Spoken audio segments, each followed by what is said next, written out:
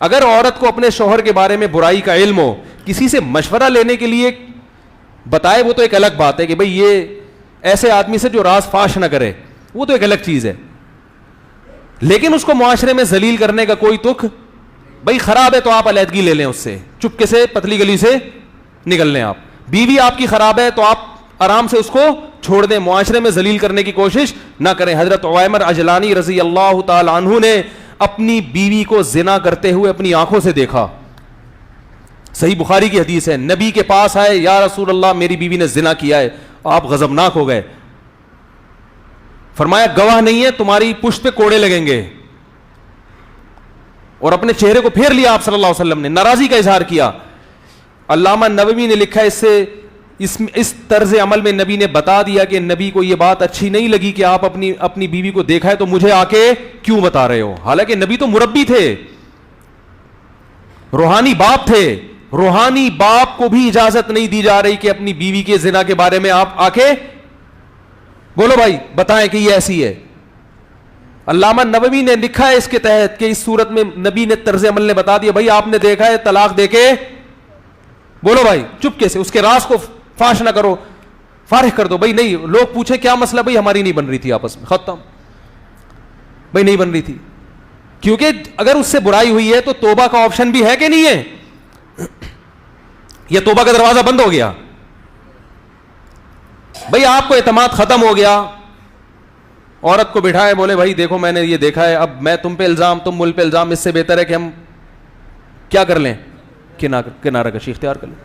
اسی طرح خواتین اپنے شوہر پہ جو الزام لگاتی ہیں, زنا کر رہا ہے, فلانا کر رہا ہے, میں کہتا ہوں بھائی دیکھو کر رہا ہے, برا کر رہا ہے, مشورے کے لیے آپ نے فون کیا, میں نام نہیں بتانے دیتا ان کو, اپنے شوہر کا نام میرے سامنے راز نہ فاش ہو کسی کا.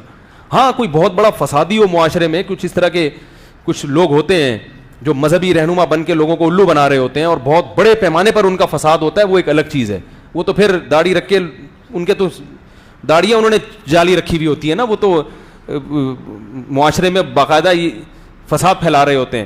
کوئی ایسا فسادی ہو تو وہ مشہور فسادی, وہ ایک الگ چیز ہے. تو میں ان سے کہتا ہوں کہ بھائی آپ نے اپنے شوہر کو اگر اس کنڈیشن میں دیکھا ہے, یا تو برداشت کرو یا اس سے طلاق کا بولو بھائی مطالبہ. اس کو سیدھا تو کرنا بڑا مشکل ہے, یا تو پھڈا کرو, 3 ہی آپشن ہے.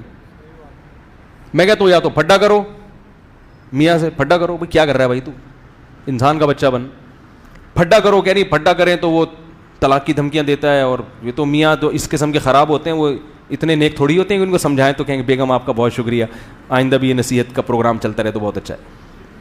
تو میں نے کہا پھڈا کرو, گھر میں چیزیں اٹھا کے پٹکو, یہ تو کرنا ہے, یہ تمیز سے کون مانتا ہے آج کل.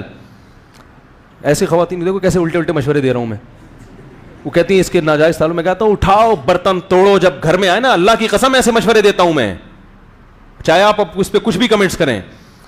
خاتون کہتی ہے میرا میاں کے غلط تعلقات ہے, میں کہتا ہوں توڑ دو گھر میں جتنے برتن ہیں, آئے گھر میں بولو اٹھا کے پھینکو, بولو یہ میں شریف زادی ہوں. بچوں پہ کیا اثر پڑے گا جب ان کو پتا چلے گا, یہ گھر میں برداشت نہیں ہوگا, توڑو پھوڑو, یہ کرو, ایسی کی تیسی روٹ کے چلی جاؤ. اور اگر یہ نہیں ہو پا رہا آپ سے, آپ میں دم نہیں ہے توڑنے کا برتن, کانپ رہی ہیں آپ, ہمت ہی نہیں ہے, تو پھر کیا کرو بھائی. بسوں کے پیچھے لکھا ہوتا ہے تپڑ ہو تو پاس کرو ورنہ برداشت کرو, لکھا ہوتا ہے نا. ٹرک پوری سڑک گھیر کے جا رہا ہوتا ہے, بڑے بڑے ٹرالر دیکھے ہم نے, پوری سڑک گھیر کے جا رہے ہوتے ہیں, نیچے بیچارہ رکشا والا جو ہے نا وہ ادھر سے کوشش کر رہا ہے, نکل نہیں رہا, تو اس نے پیچھے اور رکشے والے کو سڑانے کے لیے لکھا ہوتا ہے تپڑ ہے تو پاس کر ورنہ برداشت کر. کیونکہ جب تیرے میں تپڑ ہی نہیں ہے نکلنے کا تو پھر برداشت کر, اسی کے پیچھے خراما چلتا رہے آرام سے. تو میں ان خواتین سے کہتا ہوں یہ کرو, وہ کہہ رہی یہ نہیں کر سکتے ہم, تو میں کہتا ہوں یا تو برداشت کرو, نہیں ہو رہا ناقابل برداشت ہے تو طلاق لے کے علیحدگی. اس کے علاوہ آپ کے پاس کوئی آپشن نہیں, کیونکہ میں نے کہا اس کو ذلیل کرو گی, نقصان آپ کے بچوں کا ہوگا. نقصان کس کا ہوگا؟ ساری زندگی لوگ تانے دیں گے ان بچوں کا باپ ایسے تھا. بیٹیوں کا تو اور بڑا نقصان ہوتا ہے, ان کے رشتوں میں پرابلم ہوتی ہے, اور کوئی آپشن نہیں ہے. تو اعتدال کی راہ سے ہم کیا ہو گئے میرے بھائی,